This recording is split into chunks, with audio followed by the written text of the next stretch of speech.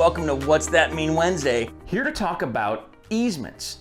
Now, easements are basically guaranteed access to your property by somebody else.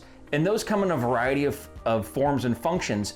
The most important being utility easements so that PG&E, SMUD, etc., water department can get to their equipment to service it, repair it, replace it, etc. Other common easements include shared driveways, right? So if someone has to use a driveway that cuts across a piece of your property to get to their property, that's another kind of easement. And there's a few other kind, for public access to a park, for example. If you're next to a regional park and there's a trailhead that cuts across part of your property, there could be an easement for that as well. So once we see the preliminary title report, we will be able to see if there are any, and if there are some, what are they, who owns them, etc.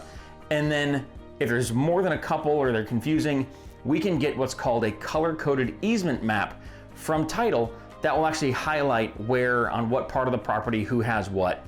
And some of them overlap. If there's phone poles down one side, you may have one from Comcast and one from PG&E and one from SMUD and one from somebody else that all have lines on those poles. But that's just one part of your yard that may have 5 or 6 easements on it, right? The big green boxes you'll see in front of properties, those also have easements, usually 5 feet around them for maintenance and repair.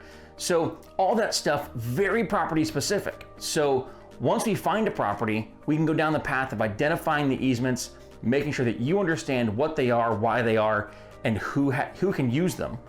And from there, we can make decisions on if that's still the right property for you. So any questions, give me a call. My number, 925-413-1849.